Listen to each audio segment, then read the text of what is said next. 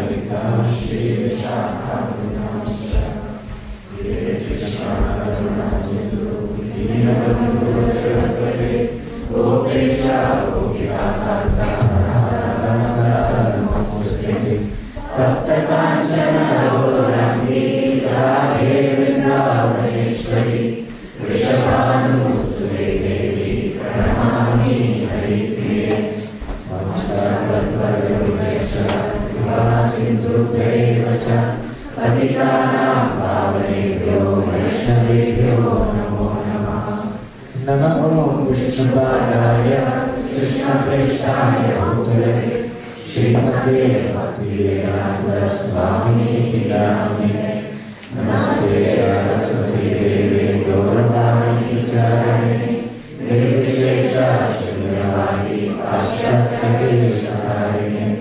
Jai Shri Krishna Chaitanya Prabhu Nityananda Shri Advaita Gadadhara Srivasadi Gaurabhakta Hare Krishna Krishna Krishna Hare Hare Hare Rama Rama Rama Hare Hare.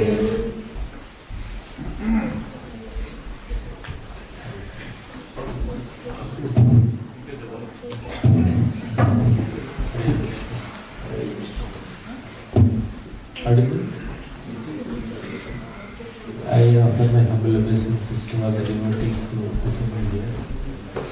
I especially seek blessings from His Grace Aniruddha Prabhu and my Grace Shikshatakam and many other senior devotees here.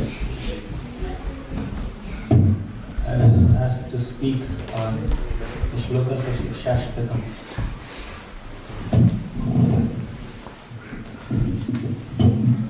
Shikshatakam is one of the most divine and transcendental gifts that Lord Chaitanya Mahaprabhu has given to all of us. He did not author books, Lord Chaitanya Mahaprabhu, but he has given the essence of all his teachings in the form of Sri Chaitanya Shikshatakam. But he has empowered several transcendental authors like Rupa Goswami and Sanatana Goswami. But he himself has given us this wonderful Shikshatakam, which is considered the essence of all Vedic literatures. As we know from the teachings of Lord Chaitanya Mahaprabhu in the Sri Chaitanya Charitamrita, the essence of the scriptures can be summarized in 3 words: Sambandha, Abhideya and Prayojana. Sambandha is our relationship with Krishna. Abhideya is the process of reviving that relationship, which is Bhakti Yoga. Prayojana means the result of reviving that relationship, a result of Bhakti Yoga, which is Prema, love of God. So these 3 things are the essence of all the scriptures. And this essence is very beautifully captured in the 8 shlokas of Shikshatakam. In these 8 shlokas, the first 5 shlokas describe the Sambandha Jnana. The 5th shloka is Ayi Nanda Tanuja Kinkaram Patitam Mam Vishamya Bhavam Bhutram. Ayi Nanda Tanuja Kinkaram. Nanda Tanuja is the son of Nanda Maharaj, Krishna. Kinkaram means we are servants of Krishna. So, the first 4 shlokas of Shikshatakam describe various aspects of Sri Krishna Sankirtanam, Nama Kirtanam in specific, then Vaishnava character, and things to avoid and things to adopt, and then culminates in this essential understanding of that we are servants of Krishna. Jivera Swarupa Hai Krishna Nityadas. Right? So, in the 5th shloka, our identity, eternal identity is revealed. So, up to 5th shloka of Shikshatakam, we find it is Sambandha Jnana. The last 3 shlokas of Shikshatakam, where Nayanam Galadhashru Dharaya Vadanam Gadgadanu Dhaya Giraha, where a devotee experiences ecstatic symptoms. Right? So these last 3 shlokas present the prayojana, love of God, and different symptoms of love of God. And all the 8 shlokas describe Abhidheya. First 5 shlokas Sambandha, last 3 shlokas Prayojan. All 8 shlokas are describing the whole process of bhakti, which is Abhidheya. Right? And these 8 shlokas can also be seen from another perspective. We know that Shraddha, Sadhu Sangha, Bhajana Kriya, Anartha Nivritti, these are all various stages of bhakti. Or stages of bhakti can be summarized into just 2 stages. One is sadhana stage, second is sadhya stage. Sadhana stage is the practicing stage, sadhya stage is the perfection stage. So the first 5 shlokas of Shikshatakam describe the sadhana stage, and the last 3 shlokas describe the sadhya, the perfection stage. Right? So this kind of bifurcation is so beautifully given by Bhaktivedanta Thakur in his beautiful commentary called Sanmodana Bhashya. And that explanation given by Bhaktivedanta Thakur is also very beautifully described by Bhakti Siddhanta Saraswati Thakur. I was regretting in 2023, why did I not read this Sanmodana Bhashya in the beginning days of my bhakti? Of course, I am still in the beginning days of my bhakti, but still, after I started chanting Hare Krishna and came to ISKCON, I was reading many books, wonderful books by Prabhupada. But Shikshatakam is something which we are reciting every single day, every temple, along with the 10 offenses to Holy. But we know the meanings of the shloka, but elaborate descriptions given by Bhaktivedanta Thakur present the depth of these shlokas. Very beautiful. So then 2023 I started reading the Sanmodana Bhashya along with Bhaktivedanta Thakur's Bhakti Siddhanta Saraswati Thakur's extra explanations. And I also went through Prabhupada's purports. Wherever Prabhupada quotes Shikshatakam shlokas, he gives a little explanation of the shloka, of that concept. So when we put all these things together, Bhaktivedanta Thakur, Bhakti Siddhanta Saraswati Thakur and Prabhupada's explanation of Shikshatakam, you will get a very wonderful, enriching, soulful meal of Lord Chaitanya Mahaprabhu's teachings, profound teachings. Now we have about 2 days, today and one more day after tomorrow. 2 days we are discussing on Shikshatakam, because many of us are sadhakas, some of you may be siddhas, but because most of us are sadhakas. So I'll try to present the first 5 shlokas of Shikshatakam. Last 3 homework. Even in the book that I have written also, it's about more than 120 pages. Almost 100 pages are first 5 shlokas only, sadhana bhakti only. Last 3 shlokas, I just wrote in maybe 20-25 pages like that. Of course, they are very, very exalted, but for a sadhaka, it's a bit difficult to understand or relate with them, but we will go through the meanings. So today let's begin with the first shloka, and if time permits we will also discuss the second shloka. Then in the next class we can discuss third, fourth and fifth as much as humanly possible. This class will be little philosophical. We need to understand the tattva of bhakti. Right? I will try to add some related stories as much as possible, but we will primarily focus on the flow of Shikshatakam as given by Chaitanya Mahaprabhu and as explained by our acharyas. First shloka. Cheto Darpana Marjanam. Can we recite together? Yes. Cheto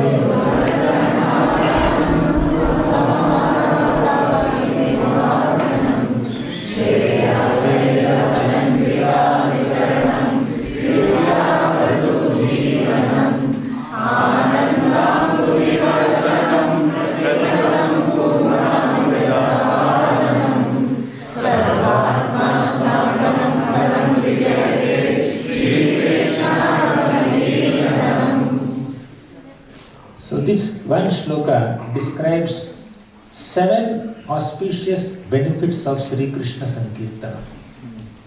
Before we discuss the 7 benefits or results of Sri Krishna Sankirtana, we need to discuss what is Sri Krishna Sankirtana. As we know, Sri Krishna is the all-attractive Supreme Personality of Godhead. And Sankirtana is generally described as congregational chanting of the holy names of Krishna, which is a wonderful and accurate definition. But there is some depth to it. Kirti means glory. Kirtana means to glorify. The process of glorification is kirtana. Right? Sankirtana means, sat means good, right? Or perfect. So Sankirtana refers to perfect glorification of the Lord, or seamless or flawless glorification of the Lord. And Sankirtana can also refer to glorifying the Lord by coming together. Many people coming together and then glorifying the Lord. And it's not necessarily in the form of singing the names of the Lord only. Right? So when you say Kirtana, it's not necessarily the glorification of Krishna's name only. So Krishna has multiple attributes, Nama, Rupa, Guna, Leela. So Kirtana is not just singing the glories of the name of the Lord. Kirtana is glorifying Krishna's name, form, pastimes and qualities. Nama, Rupa, Guna, Leela. All three. That is Kirtana. And this Kirtan or glorification of Krishna's Nama, Rupa, Guna, Leela need not be done only through singing. It's not necessarily only through singing. You can also speak. When somebody is speaking Krishna Katha, he is doing Kirtana. When devotees are coming together and discussing Krishna's glories, Krishna's Nama, Rupa, Guna, Leela, it is Sankirtana. Right? So the glorification of Krishna, Krishna's Nama, Rupa, Guna, Leela can be done through body, mind and words. Right? So through words we glorify, that's very clear, whether through singing or speaking, we are using our words, our ability to speak to glorify Krishna's Nama, Rupa, Guna, Leela. But it also means glorifying the Lord through body. How do you glorify the Lord through his body and senses? By engaging the senses, bodily senses in Krishna's service. We are acknowledging Krishna's glories. Then, one more thing.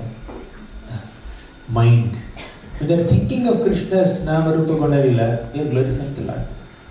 So, in short, Sri Krishna Sankirtanam means the process of glorifying Krishna's Nama, Rupa, Guna, Leela through body, mind and words. Right? This is the definition of Sri Krishna Sankirtana given by the Acharyas. Sri Krishna Sankirtana means the process of glorifying Krishna's Nama, Rupa, Guna, Leela with our body, mind and words. Right? This is the complete understanding.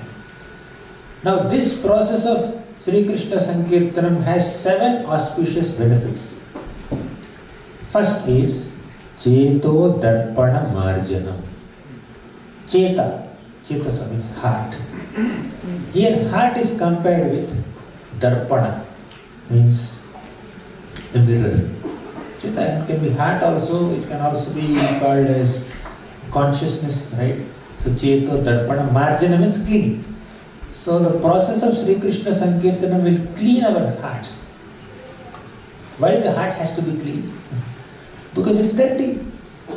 When the mirror is dirty, the mirror cannot show our reflection.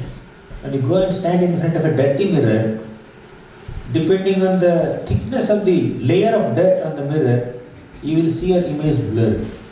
If it's a very clean mirror, you will see your facial features crystal clear. But when there is a thin layer of dirt, you will see your face blurred. When there is a thick layer of dirt, you will not see yourself on. You will only see dirt. Right? Similarly, what is this? Similarly, when our consciousness is covered with so much of dirt, right? Dirt of lust, dirt of so many anarthas, then that consciousness, that impure consciousness cannot reflect love for the Lord. Just like a dirty mirror cannot reflect our image properly, our reflection properly. Similarly, a heart which is filled with lust, envy, pride and all these kinds of anarthas, bad qualities, dust, cannot reflect pure love of God. But Sri Krishna Sankirtanam can make the heart clean so that the heartfelt love for Krishna can manifest in our lives. But when the heart is covered with so much of dirt, then our love is diverted towards so many materialistic things. But when that heart is cleansed of all this dirt, then we can love Krishna more. So what is this dirt? Acharyas explain. Bhaktivinoda Thakur and Bhaktisiddhanta Saraswati Thakur, they say, this dirt is of three types. One, Anyabhilasha. Second, Bhoga. Third, Tyaga. Anyabhilasha, Bhoga and Tyaga. Anya Abhilasha means any desire that is disconnected from bhakti. Any desire which is not favorable to the process of bhakti is called Anya Abhilasha. So, a materialistic personality or even a struggling sadhaka has hundreds and thousands of desires which are not in relationship with the Lord. Many times we can check our own hearts. So, yesterday and day before yesterday we were discussing several principles of Sharanagati. The first two principles are Anukulyasya Sankalpam Pratikulyasya Varjana. That which is favorable to Krishna we should adopt. And those things which are unfavorable to Krishna's service we should avoid. Adopting favorable things, avoiding unfavorable things. So as long as we have unfavorable desires which are not connected to bhakti, then they act as dust on the mirror of the heart. They create a great obstacle on the purity, on the path of bhakti. So Anyabhilasha, that is one form of that. Second is Bhoga, specifically Bhoga. Actually all Abhilashas, all material desires are meant for enjoyment, material enjoyment. Abhilasha is desire, Bhoga is enjoyment, desire for enjoyment. So when enjoyment crosses certain reasonable limits, certain boundaries, then it creates big dust on the heart. Third type of dust is Tyaga. Tyaga is renunciation. How can renunciation be, how can Vairagya be dirt on the mirror of the heart? Yes, there are different types of Vairagyas. 4 types of Vairagyas are there, right? What are they? Falgu Vairagya, Markata Vairagya, Smashana Vairagya and Yukta Vairagya. What is Smashana Vairagya? Somebody goes to a crematorium, they see a dead body being burnt to ashes and they think, oh, this man is so accomplished, he is so powerful, he has so many medals, he has so many certificates and he has so much wealth, so much beauty, so many followers, but ultimately his body is being burnt on this funeral pyre. One day my body also will be burnt on this funeral pyre. So, what is the point of accumulating so much of money, name, fame, prestige, dhanam, janam, sundaram, etc.? There is some kind of vairagya, a feeling of renunciation appears when we are in smashana or crematorium.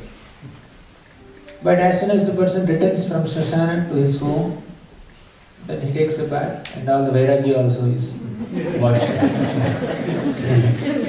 All the vairagya is washed away. Or even if the vairagya exists, 1 or 2 days, 1 or 2 weeks, then again they are back to normal. Right? So that is called smashana vairagya, temporary renunciation. That appears in the heart of a struggling sadhaka or a struggling spiritual seeker only for a moment, only for a while. Second is markata vairagya. Markata vairagya means monkey renunciation. So a monkey is very renounced. Monkey doesn't have a home. Monkey lives in the forest, on the trees.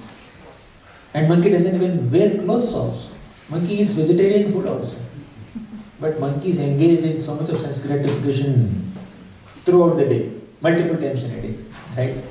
That is called monkey renunciation, where externally somebody looks like a renunciate, but internally there are so many desires, and not just desires, at least desires are, you can just at least excuse a person if somebody still has some lingering desires, but actually there is engagement in sense gratification where there is an external show of renunciation. Externally there is a show of renunciation, but in a forbidden way, people are actually engaged in sense gratificatory affairs. That is called monkey renunciation or markata vairagya. Third is falgu vairagya. Falgu vairagya means useless renunciation. Prapanchakataya buddhya hari sambandhi vastunah mumukshubhir parityago vairagyam falgu kathyate.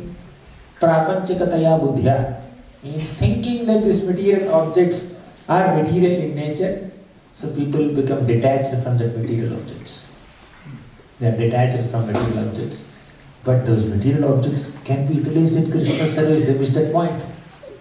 So, if we are too detached, if we are overly detached that we are not utilizing even worthy objects in Krishna's service, that is called falgu vairagya, useless renunciation. Right? So this camera here, tripod here, Prabhu is holding a phone here, and there's a big room here, fans and lights and projectors, all these things are material objects, but we are utilizing them in Krishna's service. If you reject them, it is called falgu vairagya. Right? When an object has a potential to be engaged in Krishna's seva, and if you are missing that opportunity, it is called falgu vairagya. Then fourth is yukta vairagya, which is required renunciation, where we utilize any object in Krishna's service. Okay. So the mirror of the heart is covered with so much of dust, and the dust is of 3 types. What are they? No, there is a quiz at the end. We are going to discuss so many things about Shikshatakam. Quiz at the end also, quiz at the beginning, in the middle also. 3 types of dust. Yes, Prabhu. Abhyabhirasha, Bhoga, right. Now let's go to the second effect. Now we will have a lot of things to discuss, and the quiz will become very intense later. So first is Cheto Darpana Marjanam, that's what we discussed. Second is Bhava Mahadavagni Nirvapanam. Bhava means material existence. Mahadavagni, Agni means fire. Davagni means forest fire. Mahadavagni means intense forest fire. Bhava Mahadavagni means this material existence is like intense forest fire. Bhava Mahadavagni Nirvapanam. So the Sri Krishna Sankirtanam can vanquish or completely extinguish this burning, blazing fire of material existence. That is the second effect of Sri Krishna Sankirtan. And this blazing fire of material existence is of 3 types. All of you know this. 3 types. What are they? Adhyatmika, Adibhautika, Adidevika kleshas. Simple. Misery is caused by one's own body and mind. That is Adhyatmika klesha. Misery is caused by other living entities. That is Adibhautika klesha. Misery is caused by natural calamities. That is Adidevika klesha. These 3 are compared to the blazing fire of material existence, and Sri Krishna Sankirtanam can extinguish that. Clear? So 2 effects are over. Third effect. First is Cheto Darpana Marjanam. Second is Bhava Mahadavagni Nirvapanam. Third is Shreyaha Kairava Chandrika Vitaranam. Very important. Shreyaha Kairava Chandrika means this Sri Krishna Sankirtanam is like soothing rays of the moon. Right? So some lotuses, some water flowers bloom in sunlight and some bloom in moonlight. Right? So Shreyaha Kairava Chandrika Vitaranam. So Kairava Chandrika means this soothing moon rays, when they are illuminating, then these flowers, some lotus, some water lilies will just open up like this, blossom like this. Similarly, when the soothing moon rays of Sri Krishna Sankirtanam spread on our hearts and our consciousness, then our consciousness will be blossomed with Krishna consciousness. Actually, there are 5 levels of consciousness. First is Avrita Chetana. Avrita Chetana means covered consciousness. In animals, not in animals, and in plants, we see consciousness is quite covered. Right? Even if you cut a leaf or a branch, you just cannot, the plant does not experience that pain. Avrita Chetana. Then second level is Sankuchita Chetana. Means shrunken consciousness. Right? Consciousness is there, but it's not fully developed. Like animals are there. They have some consciousness definitely, but it's shrunken. It's very much shrunken. Like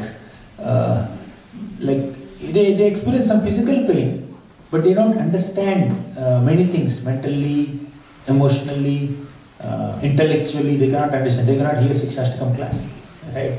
They cannot understand Chetodarpana Marjanam Dhoma Davagni Nirvapanam. Right? So that is like shrunken consciousness. Mukulita Chetana, Sankuchita Chetana. Third is Mukulita Chetana, means blossoming consciousness. Consciousness is blossoming like this. This is in human beings. Just human beings who are not practicing any bhakti. So this is blossoming consciousness.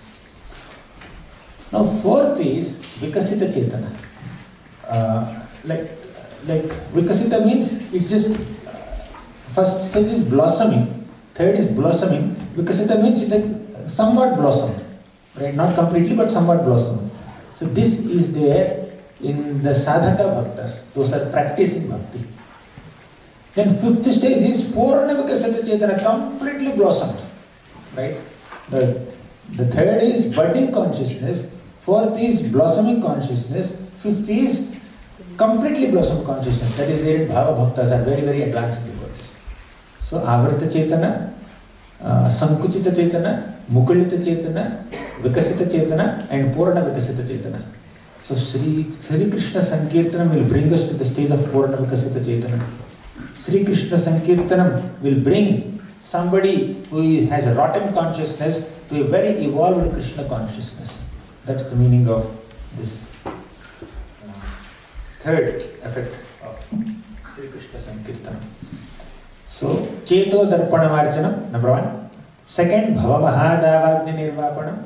Third, Shreyaha Kairava Chandrika Vitaranam. Fourth is Vidyavadhu Jivanam. Vidya means knowledge. Here Vidya or knowledge is compared to Vadhu. Vadhu is a bride. So just like a young bride considers her husband as Jivanam. Oh, he's my life and soul. Right? Just like you see Rukmani Devi. She was a young bride. And Krishna came and kidnapped her. She was about to be married to Krishna now. Krishna will take her to Dwarka and marry her. So she was, as a young bride, young princess, she was considering Krishna as her life and soul. Similarly, we see the example of Mother Sita. When Sita was a young bride, Lord Ramachandra broke this vow and married Sita Devi. As a young bride, she just considered Ram as her life and soul. Not only young bride, throughout her life, Ram is life and soul. But specifically, when a young girl is married to the husband, she considers the husband life and soul, traditionally, conventionally, right? So here, Vidyavadhu Jivanam. Here, Vidyavadhu is the bride of knowledge. Here, the knowledge or spiritual knowledge is compared to a bride. And her Jivanam is Sri Krishna Sankirtanam. Right? Vidyavadhu's Jivanam is Sri Krishna Sankirtanam. Means the whole spectrum of spiritual knowledge has the prime objective of Sri Krishna Sankirtanam. The essence of all Vedic knowledge culminates in the process of glorifying Krishna's Nama, Rupa, Guna, Lila. Right? Vidyavadhu Jivanam. So, Sri Krishna Sankirtanam is the Jivanam, life and soul of the essence of all Vidya, spiritual Vidya, Vidyavadhu Jivanam. So, 4 things we discussed. Kuto Darpanamarjanam, Bhava Mahadavagni Nirvapanam, Shreyaha Kailava Chandrika Vitaranam, Vidyavadhu Jivanam. Next. Anandambudhi Vardhanam. Ananda means happiness. Ambudhi means an ocean. Vardhana means increasing, expanding. Already, Sri Krishna Sankirtanam, the process of chanting the holy names of the Lord, or process of glorifying Krishna's Nama, Rupa, Guna, Lila, is like an ocean of happiness. But the more you indulge in Sri Krishna Sankirtanam, the more this ocean of happiness keeps expanding and expanding and expanding. Ananda Ambudhi Vardhanam, it keeps on expanding. Right? So Sri Krishna Sankirtanam will expand our spiritual bliss. Yes, Bhakti is very blissful. Bhakti is extremely blissful. Susukam kartum avayam. But still, Sri Krishna Sankirtanam, regular Sri Krishna Sankirtanam will expand and enhance the bliss of Bhakti always. That is the 5th effect. Then 6th, Ananda Buddhivardhanam. 6th is Pratipadam Purna Amrita Asvadanam. Pratipadam means at every moment, Purna Amrita Asvadanam. There is an experience of complete nectar. Right? At every moment you are experiencing the nectar of Sri Krishna Sankirtanam. Sri Krishna Sankirtanam will enable us to experience the nectar of Krishna. Parasparam pad gunavada sidhu piyusha niryapita deha dharma. Parasparam pad gunavada sidhu. When devotees are coming together and discussing Krishna Katha, Krishna's Nama, Rupa, Guna, Lila, that is like sidhu, nectar, intoxicating nectar. And we also saw in the Bhagavad-gītā, Macchitta Madgata Prana Bodhayantaha Parasparam Kathayantascha Mam Nityam Tushyanti Charamanti Cha. With great happiness and satisfaction and bliss, devotees come together and discuss Krishna Katha. They experience so much bliss in enlightening each other about Krishna's Nama, Rupa, Guna, Lila. So Anandamudhivardhanam Pratipadam Purnamridasvadanam. On the material plane, Padam Padam Yad Vipadam. Every step there is a danger. Even between steps also there is danger. Right? That is material realm. But on the spiritual realm, Pratipadam Purna Amrita Asvadanam. It's not Padam Padam Yad Vipadam Natesham. This is Pratipadam Purna Amrita Asvadanam. Right? Madhuram Madhurebhyopi Mangalebhyopi Mangalam Pavanam Pavanebhyopi Hare Namaiva Kevalam. So Madhuram Madhurebhyopi. Of all the sweetest things, holy name of Krishna is the sweetest thing. Mangalebhyopi Mangalam. Of all auspicious things, holy name is most auspicious. Pavanam Pavanebhyopi. Of all purifying agents, holy name of Krishna is most purifying. Hare Namaiva Kevalam. So this is the purity of Sri Krishna Sankirtana. The last effect, Sarvatma Snapanam. Aims this holy name of Krishna, the Sri Krishna Sankirtana will completely snapanam, will bathe us completely with bliss, with divine spiritual bliss. So these are the 7 effects of Sri Krishna Sankirtana. Exactly in half an hour we completed one shloka. Right? So we'll do next shloka now, but before that a quick recap. So, what is Sri Krishna Sankirtana? Can anyone say? Water break for me and revision for you. Yes, what is Sri Krishna Sankirtana? I'm going to ask 8 questions and 8 devotees can answer. Anyone? Only this little girl is raising her hand. Yes, ma'am. Flawlessly glorifying the Naam, Roop, Gun, Leela of Sri Krishna with body, mind and words. That's a flawless answer. Now, what is the first effect of Sri Krishna Sankirtana? Anyone? Yes. True answer. And this we want to say. Cleansing the heart. So what is the dirt on the mirror of the heart? Yes, right. 3 types of dirt on the heart of the mirror. Yes, Krishna Das. Excellent, excellent. What is the second effect? Second effect of Sri Krishna Sankirtanam. Anyone? Bhava Mahadavati Nirvapana. What does it mean? I want English, not Sanskrit. Generally, English is easier, but in Shikshatakam class, Sanskrit is easier. Because we recite every day. Yes, Bhava Mahadavati Nirvapana means what? Yeah. That is extinguishing the blazing flame of material existence, and that blazing flame is of 3 types. Adhyatmik, Adibhutik, Adidevik. The third effect of Sri Krishna Sankirtanam? What does it mean? When the soothing rays of Sankirtan fall on the Moon. The soothing rays of the moon fall on a water lily, the water lily blossoms. So, how is it connected to chanting the holy name, Sri Krishna Sankirtanam? Similarly, the moon of Hare Krishna Mahamantra. So when the rays of the moon fall on the water like lily of our heart, the heart blossoms. With love of Krishna. Excellent. Amazing. Krishna Das in 4th standard spoke the third effect of Sri Krishna Sankirtanam. Yes, 4th effect.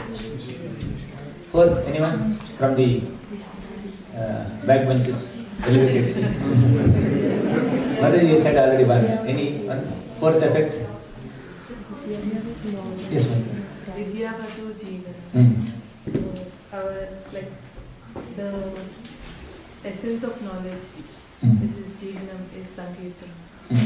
Vidyavadhu is the bride of spiritual knowledge, and the Jivanam, the whole life and soul of the spiritual knowledge is Sri Krishna Sankirtan. All knowledge should culminate in glorification of Krishna. Right? Then 5th effect. 5th effect. Oh, we forgot. What are the 5 levels of consciousness? 5 levels of consciousness. Yes, Prabhu. Avrita Chetana, covered consciousness, leaf, plant, and Sankochit Chetana, which is an animal. And then Mukulit Chetana, which is in humans, but they are not really Tatakas, non-devotees. Then Vikasita Chetana, somewhat blossoming in sadhas. And then Purana Vikasita Chetana, which is fully developed in sadhas. In perfect devotees, Bhava. Coming back, what is the 6th effect? Anandam Buddhivardhanam. What does it mean? Sri Krishna Sankirtanam will expand the ocean of happiness, right? With every step. Then 6th effect. Pratipadam Purna Amrita Asvadanam. What does it mean?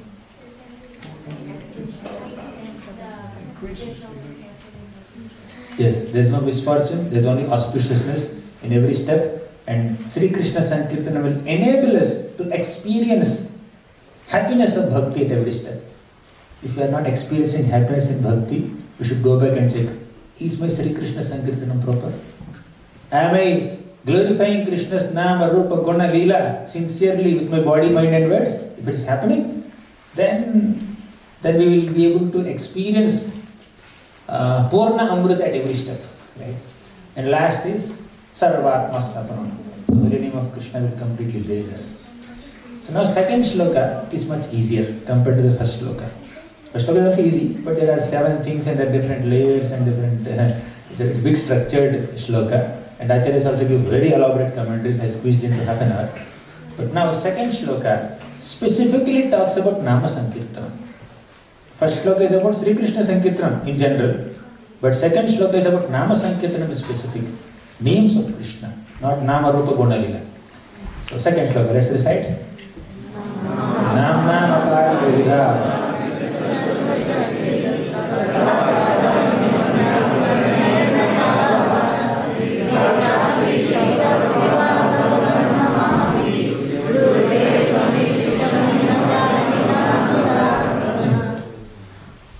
So this shloka describes 3 glories of Krishna's name. 3 qualities of Krishna's name are described in this one shloka. before even we discuss these three qualities of Krishna's name, let's discuss different types of Krishna's names. How does Mahaprabhu begin this shloka? Namna makari bahudha. Bahudha means variety, variegatedness. Namna makari bahudha means Krishna has multiple types of names, various categories of names. Primarily two categories of names, Mukhya Nama and Gauna Nama. Mukhya Nama means principal names of Krishna. Gauna Nama means secondary names of Krishna. What are the principal names of Krishna? Those names of Krishna that describe his complete personality, those names of Krishna that fully represent his divinity, his opulences, his powers, his qualities, they are called primary names. And secondary names, or Gaunana, are those names of Krishna that only represent his partial potencies, partial attributes. They don't completely represent his full personality, full glory, full majesty, full opulence is not present in the secondary names. If I give some examples, it will be easy. Let me begin with secondary names. For example, Krishna's one name is Paramatma. Does Paramatma represent Krishna's complete glory? No. Because Paramatma is just an aspect of Krishna, an amsha of Krishna, right? Paramatma is not full Bhagavan. Paramatma is a replica of Bhagavan, a small aspect of Bhagavan. So, Paramatma is a secondary name of Krishna. Similarly, Brahma is also one name of the Lord. Srishtikarta is another name of the Lord. Niyanta, another name of the Lord. So, these are all secondary names of the Lord. Paramatma, Brahma, Srishtikarta, Niyanta, these are all secondary names of the Lord that do not completely represent his full glory or full personality or all his divine attributes. So, there are Mukhyana, primary names of the Lord that completely represents the Lord's glory. And this Mukhyanam again has two parts, right? 1A, 1B. So Mukhyanam has two categories. They are Madhuryana and Aishwaryana. Madhuryana means these both names represent complete glory of the Lord, but Madhurya names specifically focus on Krishna's sweetness, innocence, simplicity. And this Aishwaryana, they represent Krishna's majesty, grandeur and opulences. Can you give me some after hearing the definitions of Madhuryanam and Aishwaryanam, can you give me some examples? Shyam Sundar, what name is this? Madhuryanam? Or Aishwaryanam? Madhuryanam. Sure, right? Correct. Shyam Sundar is Madhuryanam. Yes, Krishnadas. Krishna itself is Madhuryanam. Dwarkadish is again Aishwaryanam. Adhish. Next. Hare. Hare is primary name. Primary name, that is Madhuryana. Govinda is definitely Madhuryana. Next.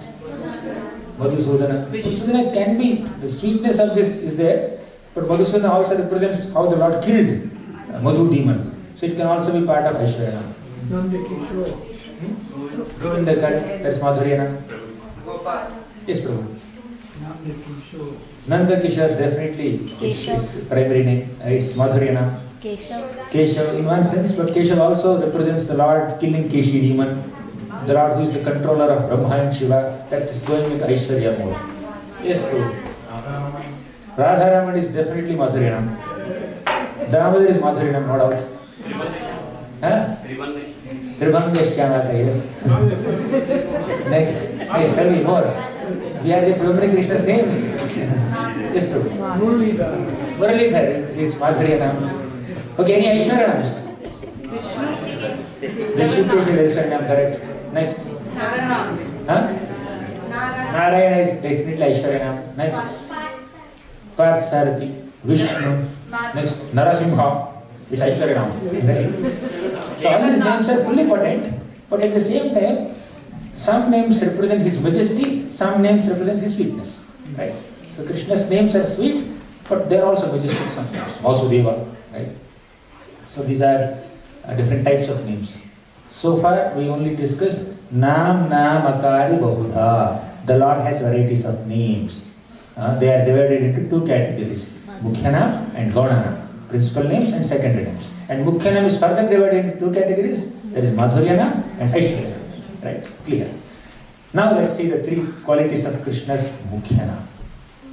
Now, before even I go there, if you have studied Śrīmad Bhāgavatam, how many of you have studied Śrīmad Bhāgavatam? Read Śrīmad Bhāgavatam at least partially or completely, right? Yeah, at least 50% here. Have you seen the prayers of Devatas? Once in a while? Devatas prayers? Occasionally. So in the prayers of Devatas, we primarily see the secondary names. They refer to primary names sometimes, they refer to Mukhyanam sometimes, but many times they discuss the Lord as Srishtikarta, O Creator, O Maintainer, O Destroyer. They get into the majestic aspect or the secondary aspect of Krishna's personality more than the sweet aspect.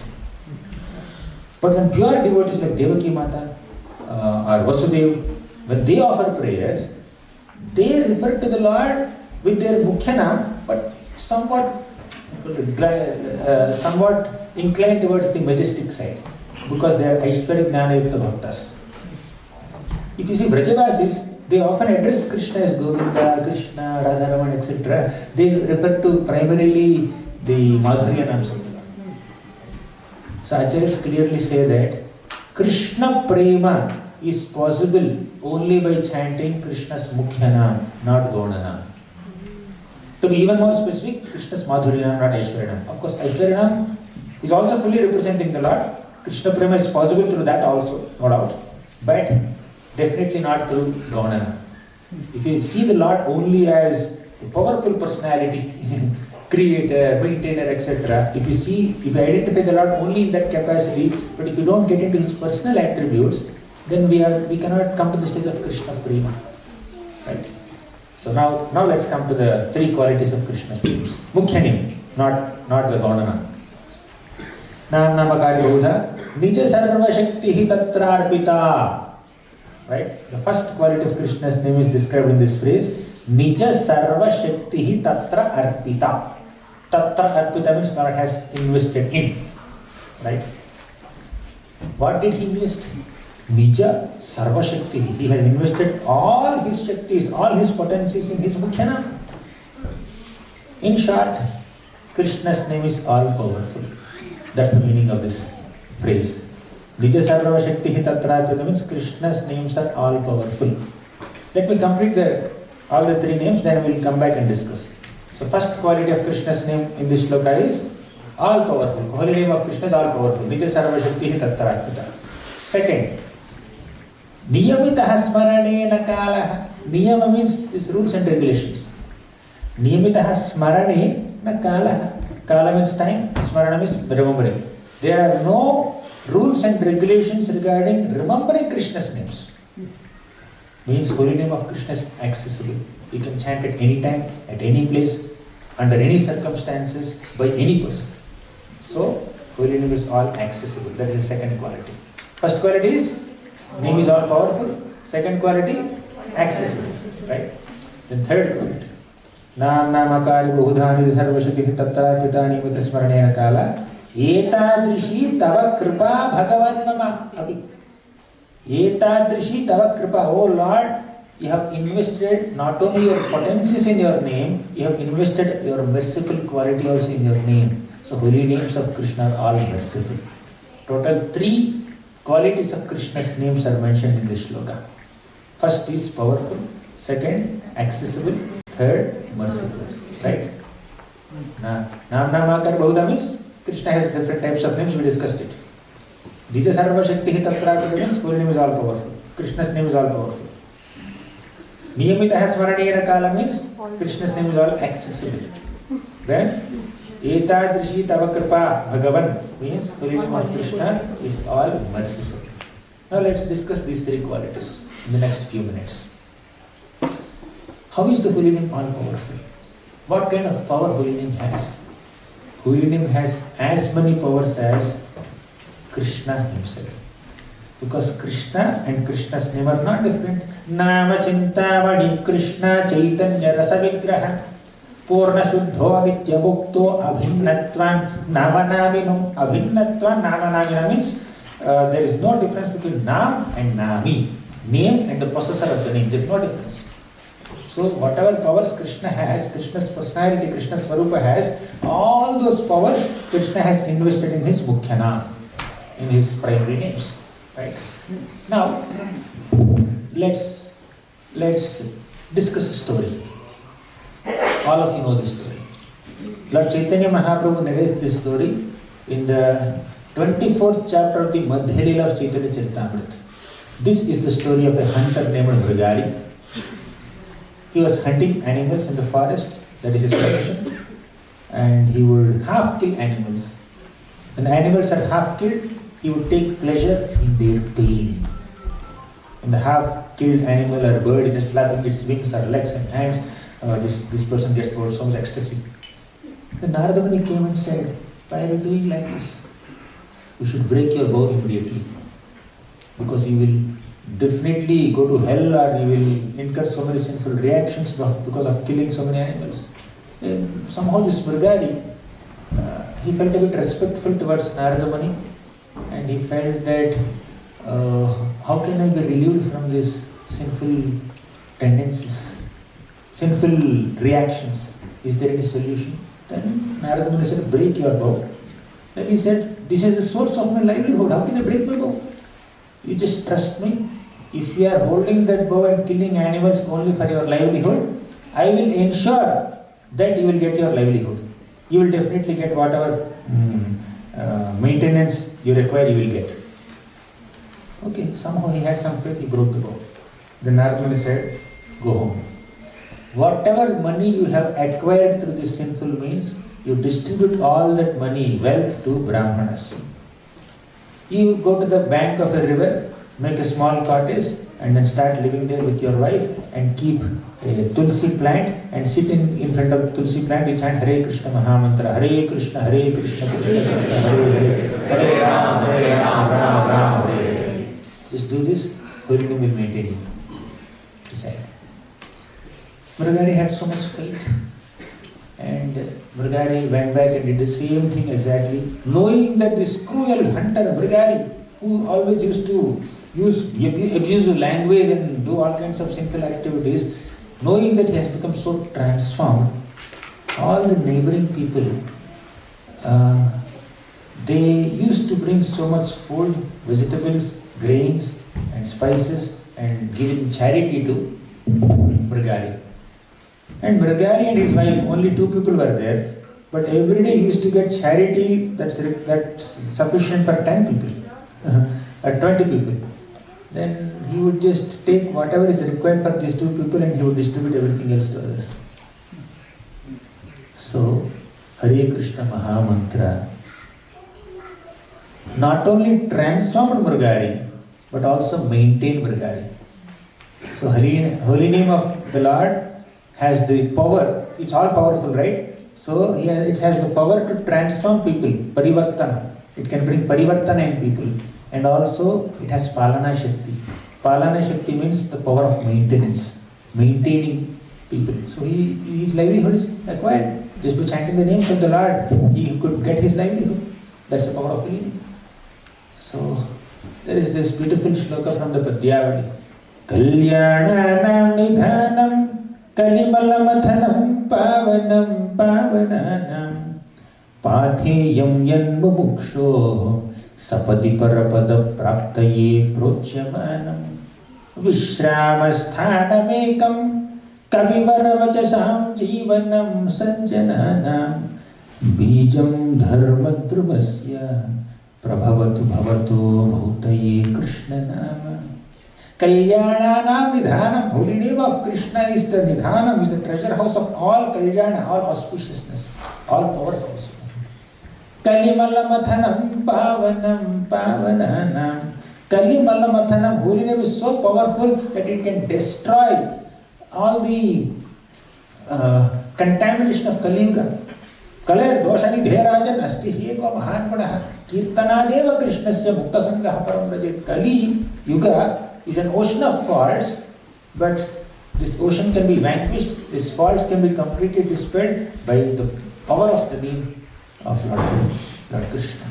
Pavanam Pavananam, holy name has this Pavani Shakti, means the power to purify our hearts, transform our hearts. Patheyam yanvabuksho sapadi parapada praptaye prochyamanam.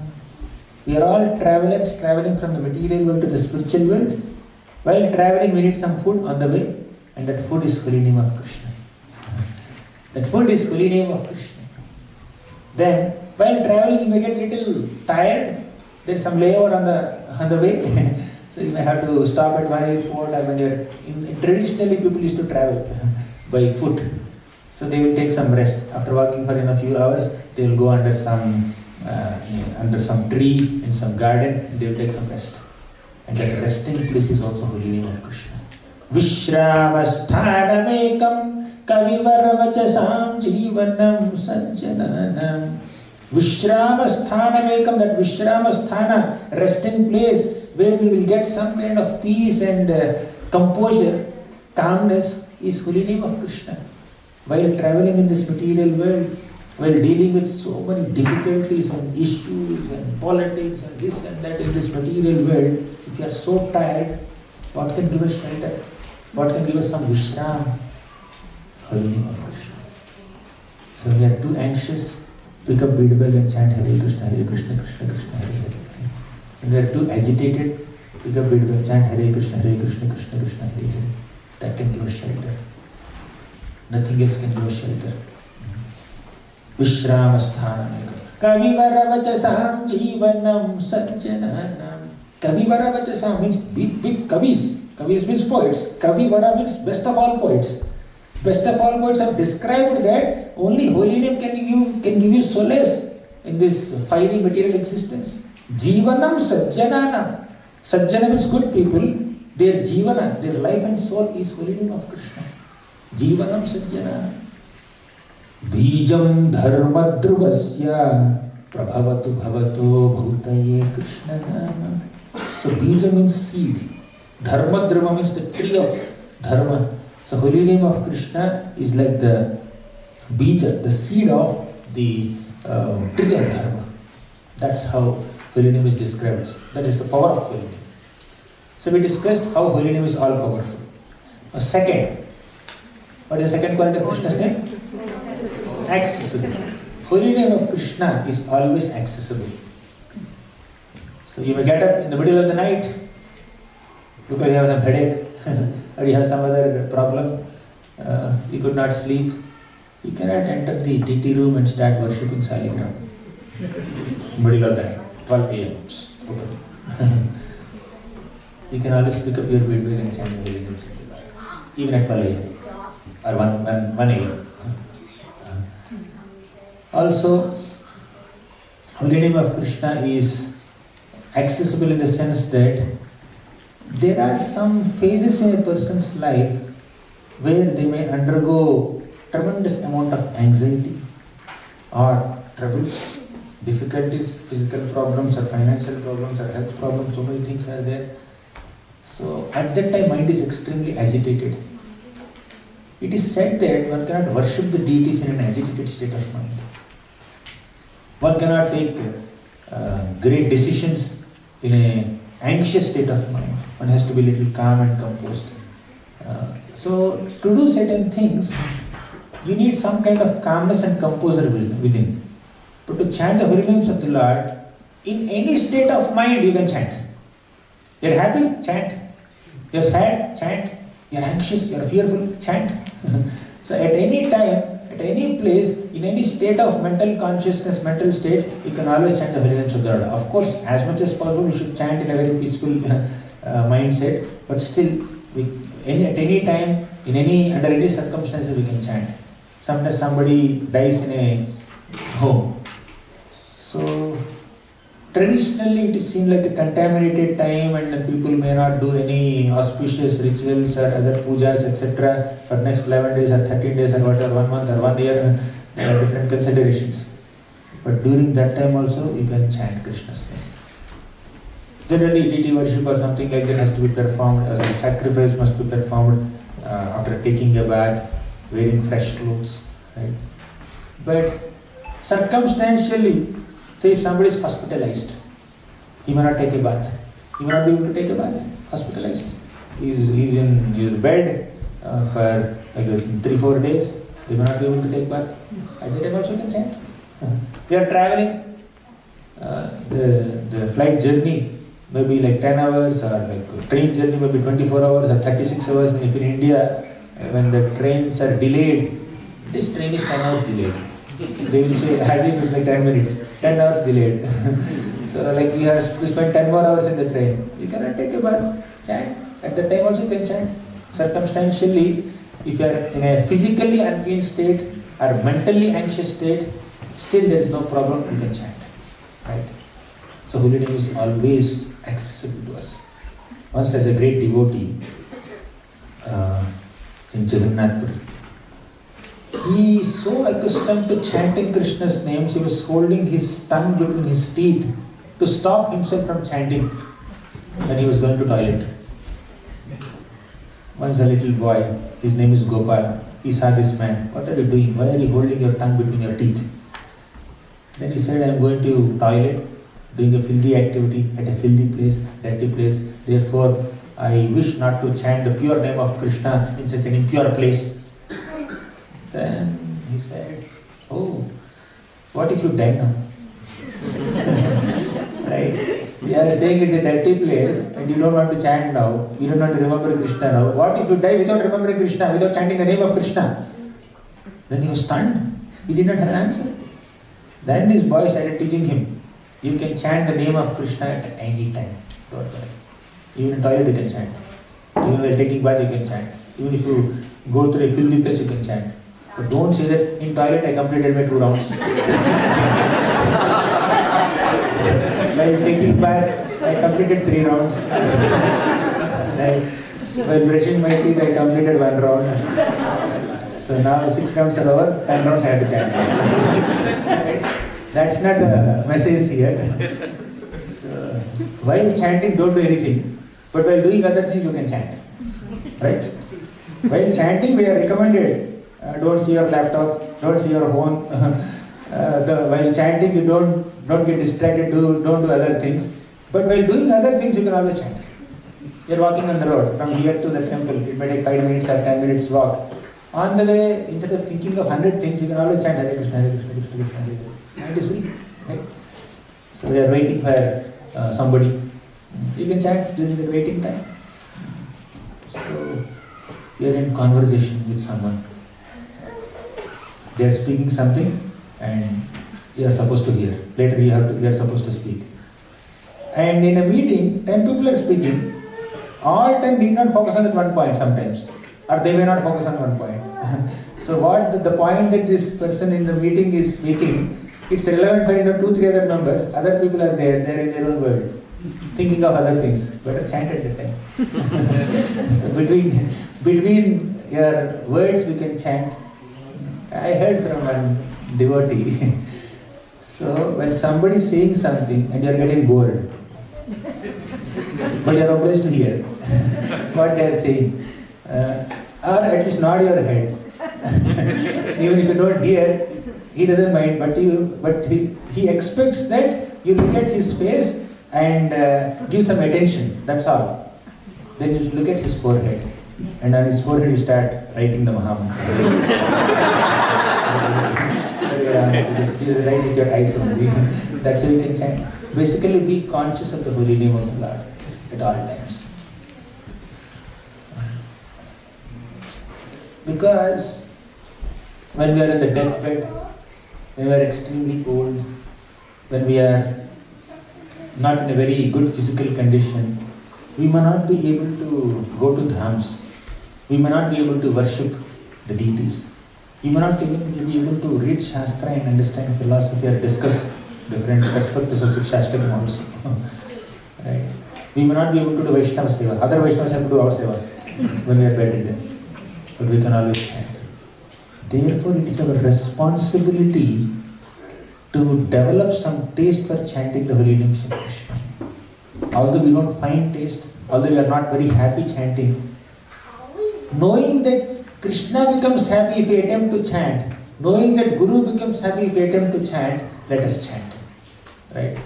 Knowing that it's very, very important for me to chant, it will connect me to Krishna, and when I lose all abilities to do anything under the sky, I can only chant Krishna's name. I can only remember Krishna's name. Even if my tongue fails to utter names, at least within the mind I can only say Krishna, Krishna, Krishna, Krishna.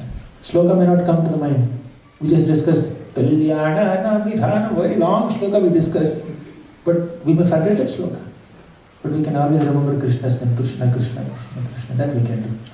It's the easiest and most accessible form of Krishna, Namavatar. Most accessible form of Krishna. Right? So about accessibility we discussed. Now one quality is pending. Third quality. What is that? Merciful. Merciful. How holy name of Krishna is so merciful. Before I speak a story, let's recollect one beautiful shloka from Hare Bhaktivedanta. Atayeva nama matra vaishnavera dharma. Atayeva nama matra vaishnavera dharma. Name prasphutita haya rupa guna karma. Name prasphutita haya rupa guna karma.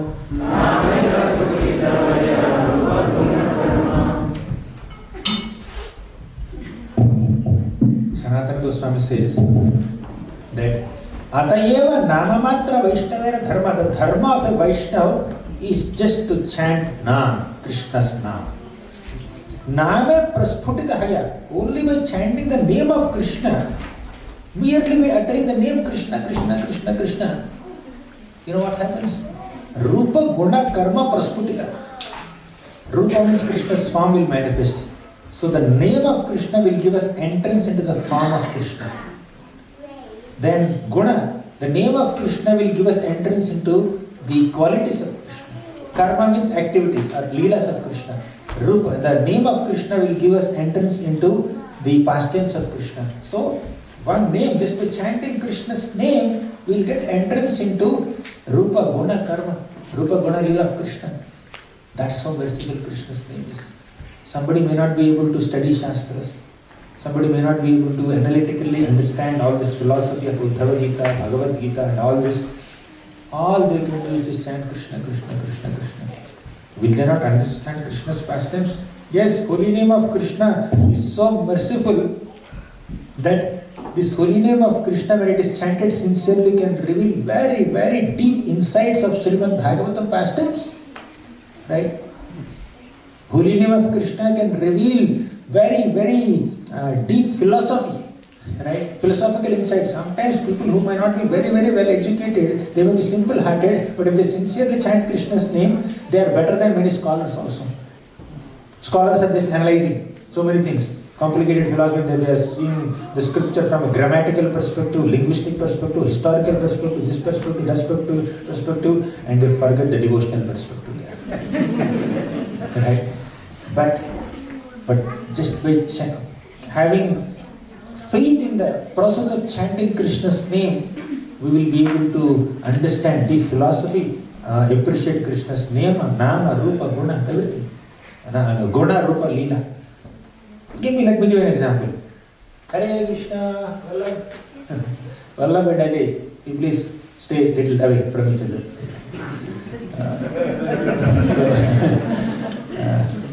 Now, Dhruva Maharaj, a 5-year-old child. This 5-year-old child, what did he do? What sadhana did he do? He just chanted Om Namo Bhagavate Vasudevaya. Just chanted Vasudeva's name 6 months.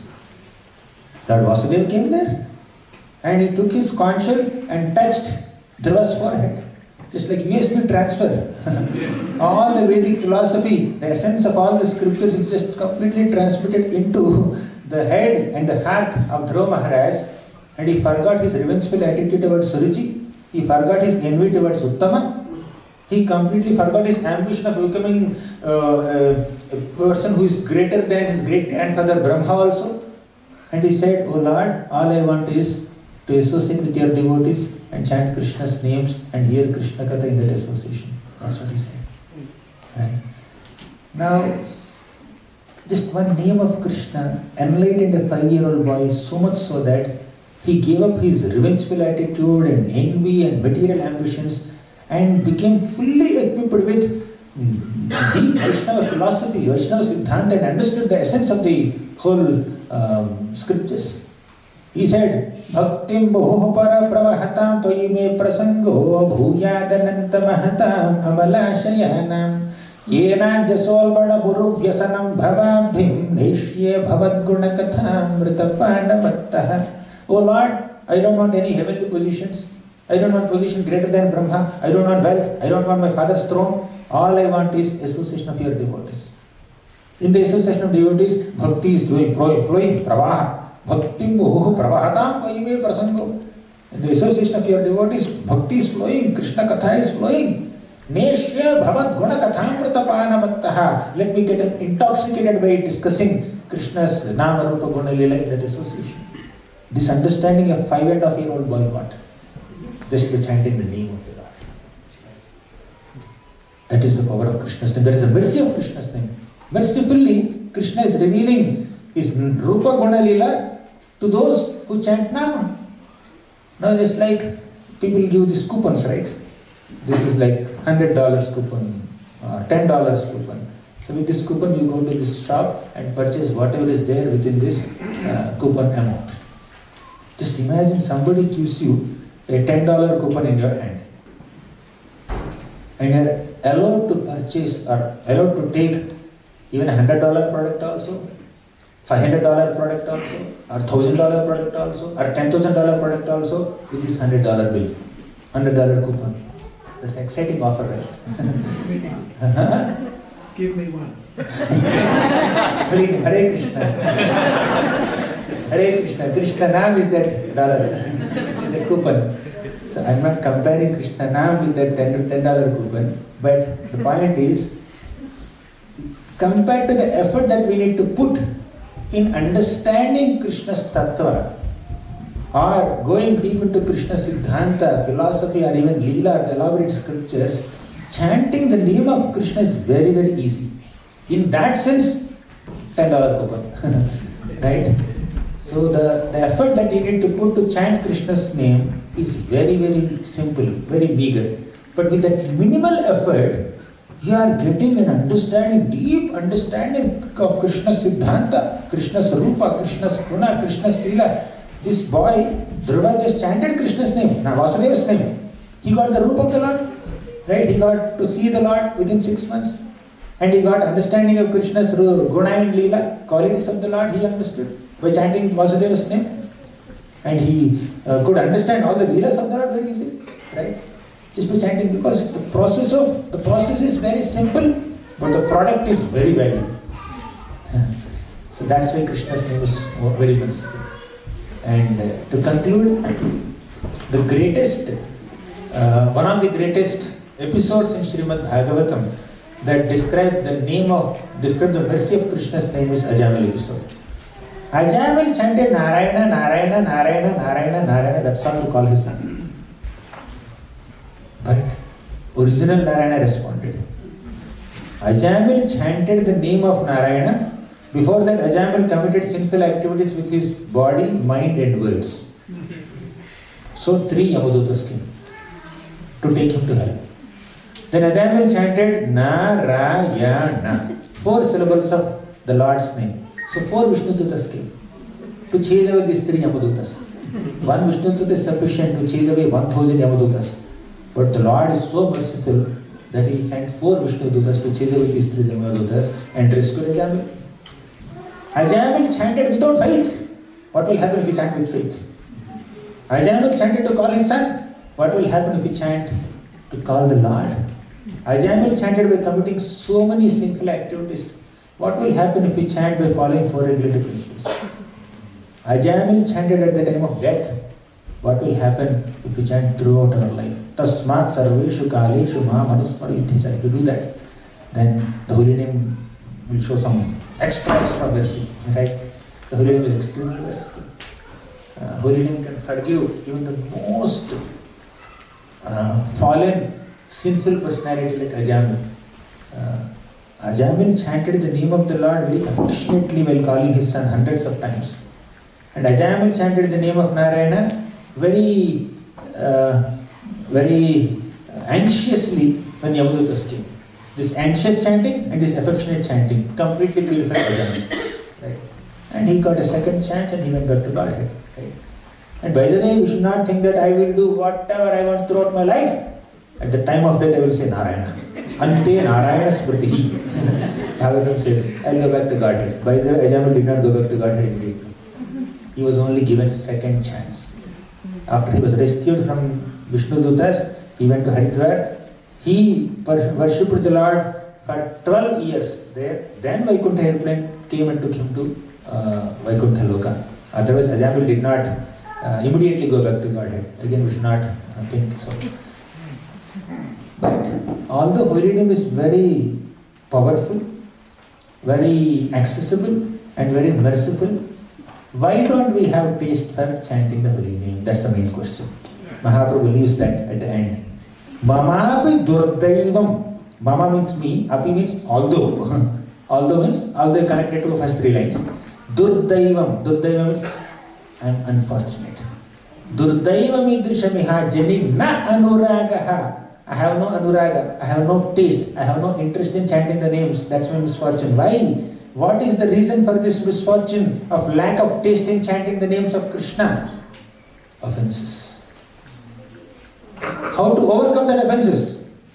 Next shloka. Trinadapi sunichena taro rapi sahishtuna amanina manatena kirtaniya sada hari. That we will discuss in the next class. But Lord Chaitanya Mahaprabhu concludes this second shlokas. First he describes different types of the names of the Lord. He describes the three qualities of Krishna's name. Then finally he says, still you are unable to chant Krishna's names because you are committing offenses. Then what about Ajamil? Ajamil committed sins, not offenses. There is a difference. Sin is different from offense. Sin is like dhuli lepa. Offense is like vajra lepa. You understand? Dhuli lepa means you go on beach and then write a line there, like this. How long the line will stay? Till a wave comes there. Even if you do it little far away from the beach, how long will the line will stay? 1 hour, 2 hours? Because of the air or wind movement, it will just go away.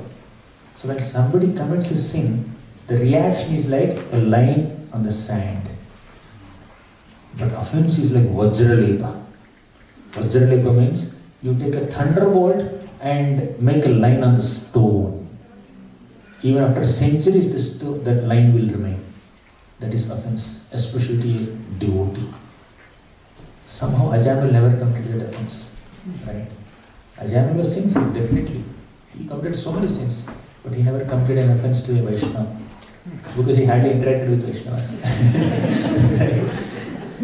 So how to avoid Vaishnava breath? Stop interacting with Vaishnavas. Is that the lesson? No. Let's interact with Vaishnavas, let's associate with Vaishnavas and don't offend them. That's the lesson there. Otherwise, without a Vaishnava association, we cannot advance in bhakti. Right? Dhruva Maharaj, after getting the darshan of the Lord, is asking, oh Lord, give me association of devotees. Bhakti muhu pravahtam tvimi prasanto. Why is he saying that? So, there is 7th offense to holy name. What is that? Anyone remembers?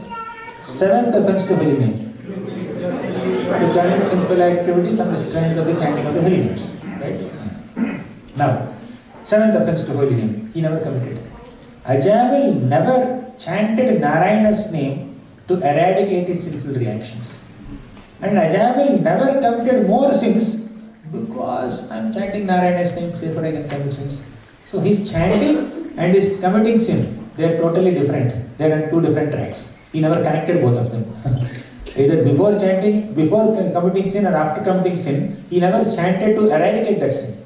Therefore, his chanting is somewhat offenseless. And that too he chanted with affection for his son, of course. He chanted in anxiety, out of fear of Yamadutas, of course, but he chanted Nama Bhaskara. So he eventually was purified. So we need to get rid of the offenses by cultivating the qualities of humility, tolerance, respecting every devotee and not expecting respect for oneself. Then Kirtane Sadahari is possible. How is that? We will see in the next session. Thank you very much. Sri Chaitanya Shikshatakam ki jai.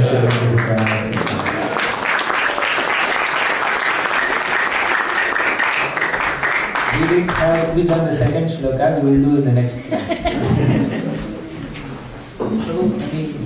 Any comments, reflections, corrections? If you have a cordless mic, you can give to Prabhu.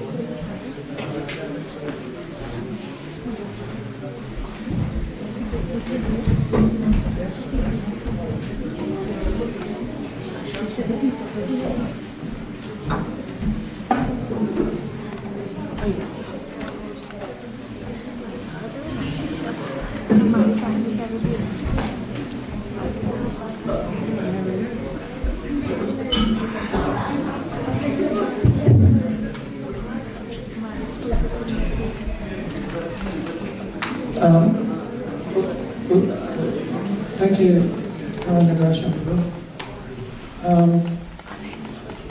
I just bought your book on Amazon, by the way, so thank you.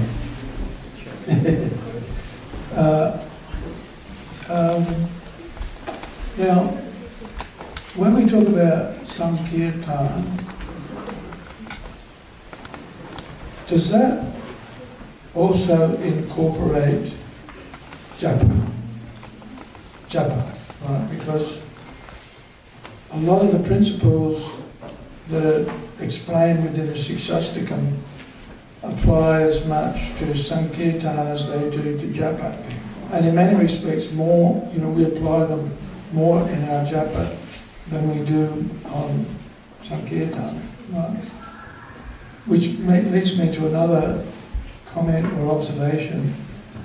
Broadly, we focus more on our japa than we do on Sankirtan. Right? In fact, I suspect that many of us actually don't go on Sankirtan. No? We concentrate more on chanting japa and we're not out performing the Sangha Kirtan, the Kirtan in association with others. Although, we'll have a Kirtan in a temple and we'll enjoy that. Right? But if we look at the description of Lord Chaitanya, Krishna Vanam Tvisha Krishnam Sangho Pankashta Parashadam Jagyaya Sankirtan Prahi. Right? Lord Chaitanya is going on Sankirtan with his expansions, with the devotees, effectively. So, what's the differentiation between Sankirtan and japa? And why do we tend to focus on japa and less on Sankirtan? Is there a weakness in our application of devotional service? And also we know that, or we experience, that when we do go out on Sankirtan and broadly broadcast the holy name, there's a reciprocation that we get that's almost immediate. Whereas, if we're chanting japa, we can be chanting japa and it almost like chewing cardboard, right? And it feels very hard to do, it's a struggle. But when we're out on Sankirtan and we're chanting with the devotees, then we can be very quickly. Does that make sense? So what's the differentiation between japa and Sankirtan? And that reciprocation sometimes that we get very quickly from Haribol out on the street and hard work in the bean bag. What do you think? Yes. I will try to share my reflections on this as much as my understanding goes. You can correct me if there is any shortcoming in what I say.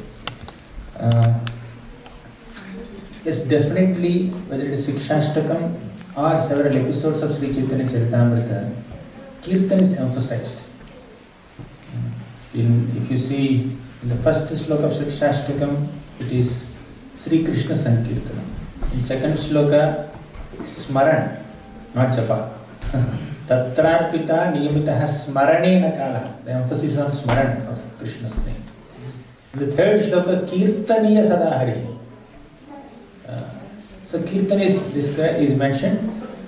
However, and Lord Chaitanya Mahaprabhu himself also chanted the names of the Lord in Sankirtan during Sautanya Yatra, while he is going to Vrindavan, during Jharkhand forest, and all Veda Kirtan pastimes, and Jagannath Rath Yatra. Chaitanya Charitamrita is filled with Sankirtan. Chaitanya Charitamrita also mentions about Japa, where Lord Chaitanya Mahaprabhu sat in a secluded place and humbly chanted Hare Krishna at Akrura Ghat and all on his beads. Sankhya Purvaka Navagana, even the 6 Goswamis also, they chanted on beads. Prabhupada chanted on beads. Bhakti Siddhanta Saraswati Thakur chanted on beads. Bhaktivedanta Thakur chanted on beads. And that too they had very long rounds. And Mahaprabhu made Haridas Thakur the Namacharya. And what is he doing? Daily chanting 3 lakh names on beads. And the instruction that Narada Muni gave to Mridari is chanting on beads, japa. And the instruction that Haridas Thakur gave to that prostitute who came to pollute him, that is also sit in front of Tulsi Maharani and chant on your beads, japa, do japa. So japa is also significantly emphasized.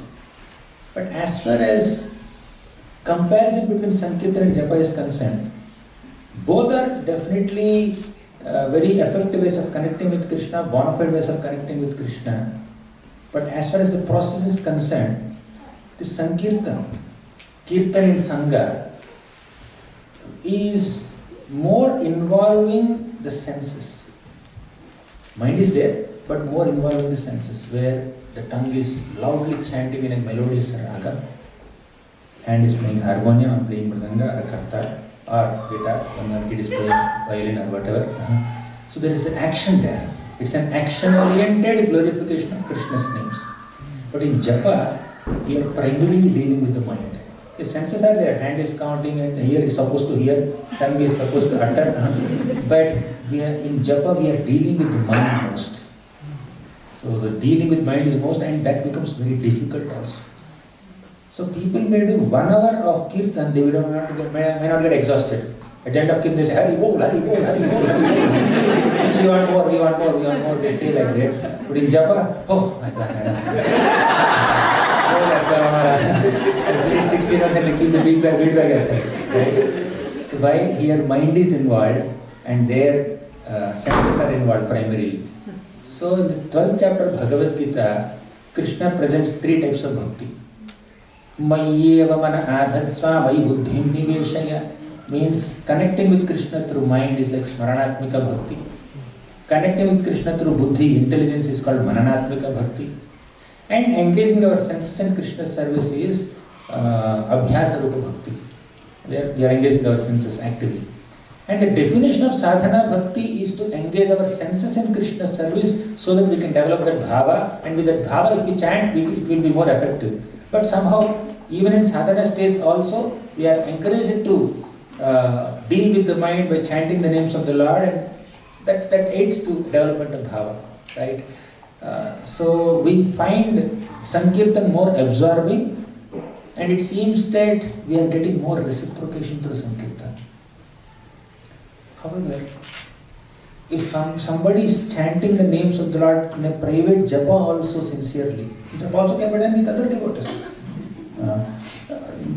In that japa also one can and one will definitely get reciprocation of Krishna. In fact, more reciprocation in one sense, right? Because somehow for a struggling sadhaka, the material mind is so fickle that one may engage in Sankirtan because there is a melody there, because they have some attachment to some raga there. Whether they are participating in kirtan led by someone or they are personally leading, the attachment may be towards raga. As soon as the main kirtaniya starts a different raga, I don't understand this tune, I don't like this tune, and they will get up and go also. Or while they are leading kirtan also, the focus may be to sing in a great raga and attract people sometimes. I'm telling about the immature studying sadhaka. While chanting, they want to impress people.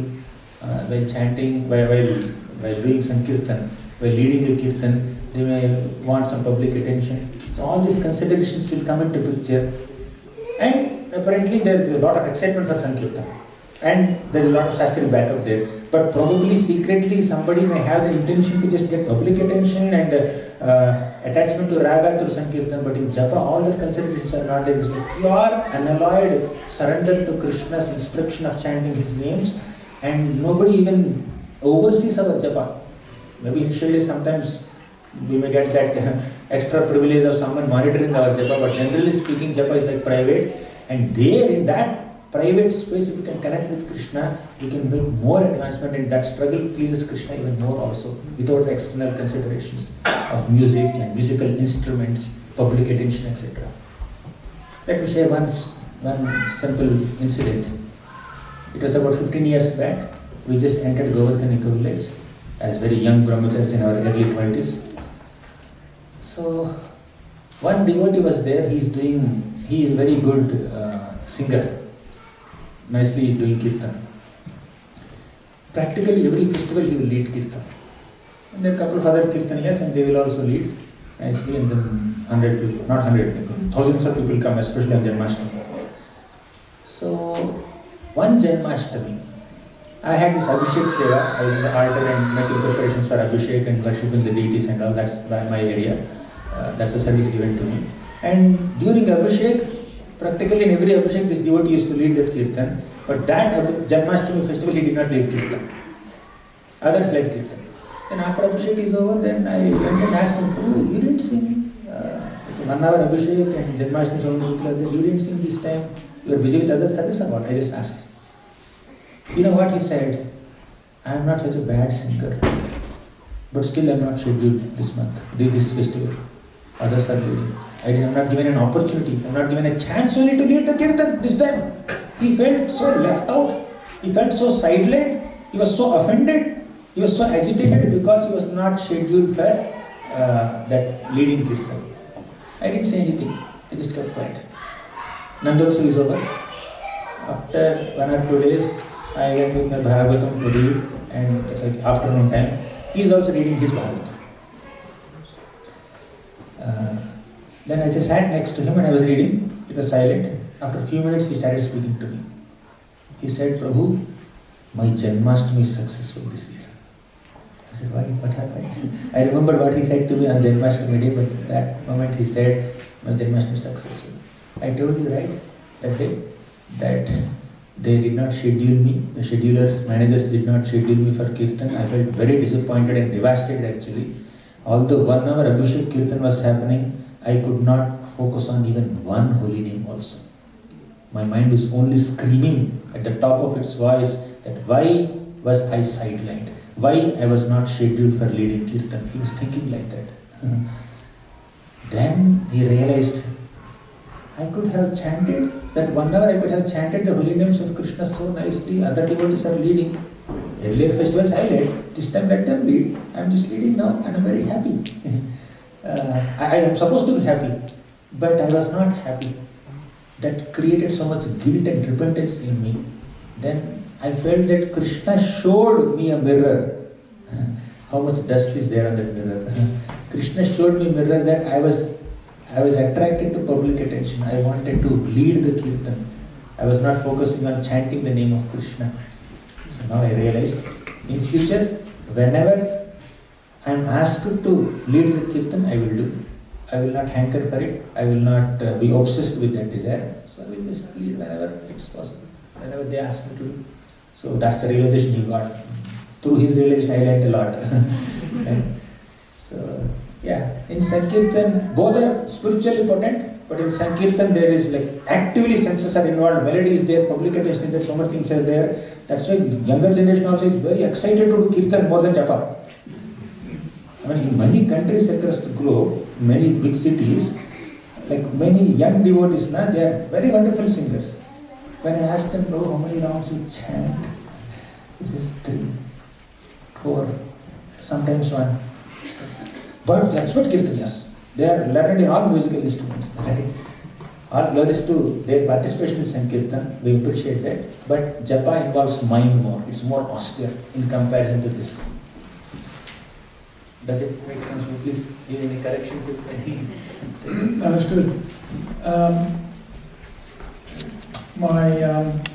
I guess one of my concerns is that, and certainly we have to focus on the japa, but Prabhupada talks about lighting a fire. We want to light a fire of Krishna consciousness in the broader community. And Prabhupada talks about wet grass and dry grass. And most of the populace of the world is wet grass. I don't know if you notice. If you're trying to light the fire of Krishna consciousness in the broad populace of the world, they're like a squib. Right? And there's a great benefit for us in going out and chanting Hare Krishna, to not just to enjoy Sankirtan, because it is enjoyable, but that's not why we do it. We do it because Lord Chaitanya's mood is to bring everyone to Krishna. Huh? And there seems to be a very special reciprocation with Krishna and the devotees. The devotees are dedicated to that giving of the holy name to others. And the best way we can do that is through, the simplest way is through Sankirtan, and it's also the method by which we show great affection and love to others, to dry them out, to dry them out. And there's an example in New York, in Tompkins Square Park, where the devotees used to go and chant, and the vendors there used to say, "Oh, yeah, Hare Krishnas, go away, you're disturbing the place, why are you making so much noise?" And then, after the devotees went on book distribution, and they neglected going to the square for Sankirtan, then one day they went back for a festival, and then the vendor said, "Where have you been? We missed you. Why haven't you been chanting Hare Krishna here?" There's, japa is super important for us, but also that